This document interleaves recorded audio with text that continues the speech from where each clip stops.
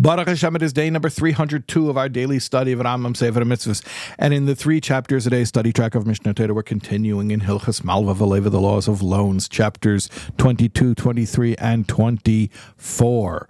We have just one mitzvah today, a negative prohibition, negative 237.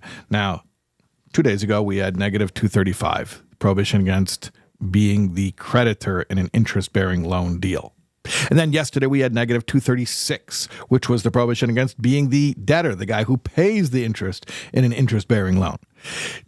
Negative 237 is a whole other level, which is the prohibition against being involved in any way in the deal. What does that mean, being involved in the deal? And you're not the creditor or the debtor. Who are you? Well, a guarantor. A guarantor means a cosigner. He makes the deal possible. So he's involved. That's a prohibition. Who else? Witnesses. Especially in Torah law, monetary deals are supposed to be observed by witnesses, so there's no confusion later on. So being a witness to such a deal, that's a prohibition. Or the scribe, the guy who writes up the paperwork to facilitate such a deal. That's a prohibition. All of this is biblically prohibited from being involved in the deal, and our sages learned this from the wording of the verse from Shmos Chav Beis Chav Daled, Exodus 22:24. Im kesef talves ami. That's the verse that says, lend money to your fellow. When you lend money to your fellow, which is the positive commandment to lend money.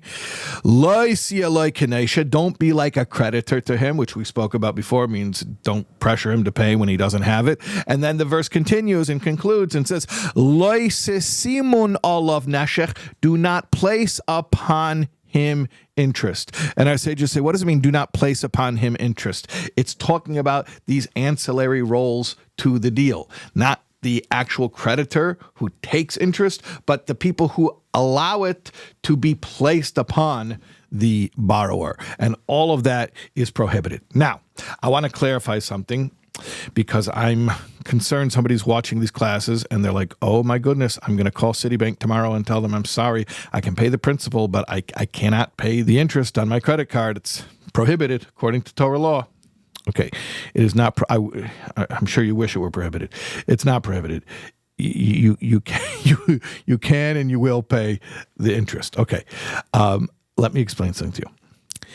All of these prohibitions against taking interest, paying interest, being part of a deal that incurs interest, is when one Jew is loaning to another, and that is because the Torah expects something absolutely.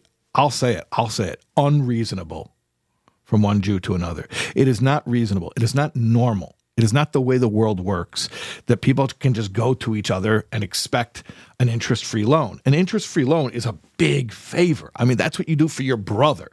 And that's the crazy thing. Torah demands that one Jew should treat another Jew like a brother and do that for him or her.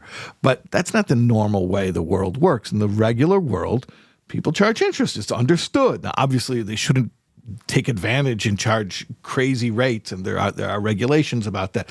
But the point is that if you have a mortgage, with all apologies to Dave Ramsey, it's a normal thing to have a mortgage. It's a normal thing to have a car payment, and as long as it's not one Jew to another Jew, then it's a totally normal thing. That's the way the world works. Everybody borrows and pays with interest, and you try to get the best rate possible. Maybe sometime we'll have a financial class after we're finished with Sefer Mitzvahs.